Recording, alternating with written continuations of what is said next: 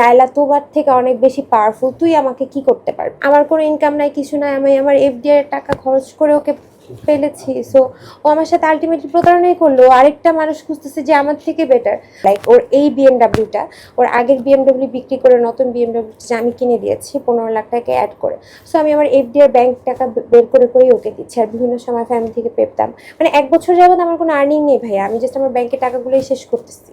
ও আমার ফোন থেকে অনেক কিছু প্রুফ নিয়ে নিয়েছে ভাই, আমি আপনাদেরকে অনেক কিছু দেখাইতে পারতাম, বাট আমার ফোন থেকে অনেক কিছু নেওয়ার কারণে ও এখন আমাকে খারাপ বানাবে হয়তো, বা আপনাদের সামনে আমার চরিত্র নিয়ে খারাপ কিছু করবে। আমি তো ভাই মায়ের খেয়ে আমি তো ভুক্তভোগী, আমি তো সংসার করতে চেয়েছি, আমি লাস্ট পর্যন্ত আমি পারিনি। না হলে আমার তো ভাইয়া মিডিয়ার সামনে এরকম আলোড়ন করে, আমার তো ভিউ ব্যবসা না, আমি তো কোনো আইডি বানাচ্ছি না, আমি কোনো ভিডিও বানাচ্ছি না আমার। তাহলে আপনারা জাস্ট নর্মালি চিন্তা করেন যে আমার কি উদ্দেশ্য।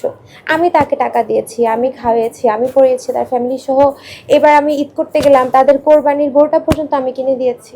তো আমার তো কোনো ভিউ ব্যবসা ছিল না, আমার তো কোনো ইন্টেনশন ছিল না ভাইরাল হওয়ার, আমার কোনো আইডি নেই ভাইয়া, আমার কিছুই নেই।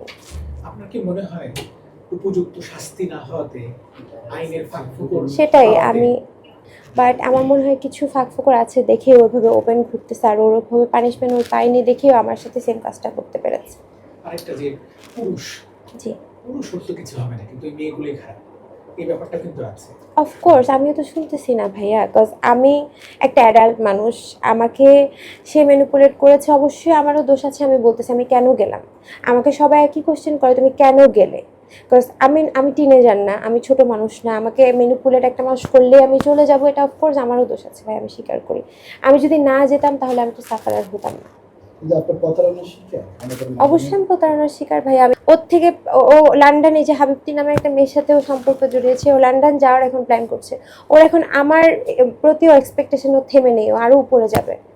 আপু একটা ব্যাপার যে আপনার মানে ইনকাম সোর্সটা কি, মানে আপনি এত টাকা ভাইয়া কিভাবে মানে আপনি ইনকাম করেছেন, মানে এটা নিয়ে একটু আচ্ছা, আমার ইনকাম সোর্স বলতে আমি আগে মডেলিং করতাম, ওখান থেকে আমার একটা পার মান্থ একটা ইনকাম সোর্স ছিল।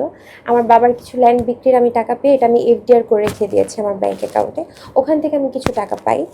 আচ্ছা, বিয়ের পরে আপনাকে নিয়ে একটা কথা উঠেছিল যে আপনি একটা সুন্দরী প্রতিযোগিতা, একটা কম্পিটিশনে আপনি টাকা দিয়ে ওখান থেকে মুকুট নিয়ে নিয়েছিলেন, মানে এই ধরনের কথা উঠেছিল এবং বিভিন্ন সময় বিভিন্নভাবে কথা উঠেছে যে ডোন্ট মাইন্ড, মানে আপনাকে আপনি অনেক সময় হচ্ছে টাকার বিনিময়ে প্রোগ্রাম করতেন, মানে এই ব্যাপারগুলো কিন্তু আপনাদের কাছে কি এরকম কোনো প্রমাণ আছে? যদি থাকে আমাকে দেখাবেন। অবশ্যই নাই, জন্য আপনাকে জিজ্ঞেস করা। না, যদি থাকে ভাইয়া আমাকে অবশ্যই দেখাবেন। এটা জাস্ট ভুয়া কথা, আমাকে জাস্ট বিব্রত করার জন্য এই ধরনের কথা মামুন আগে থেকেই সেট করে রেখেছে, আর এগুলো মামুনেরই করা। আমার যে এক্স হাজব্যান্ডের ছবি ভাইরাল করা, এটা কারো কাছেই নাই, এটা শুধু মামুনের আমার ফোন থেকে নিয়ে ওই নিজেই ভাইরাল করেছে।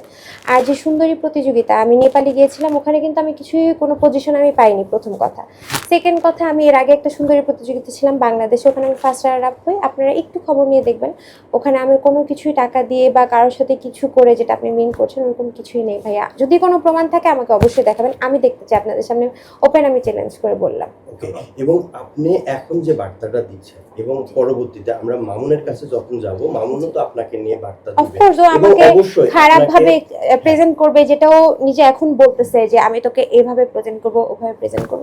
ঠিক আছে, করুক, আমার কোনো সমস্যা নেই। আমি মায়ের খেয়েছি, আমি টাকা খরচ করেছি, আমি সংসারও করতে চেয়েছি।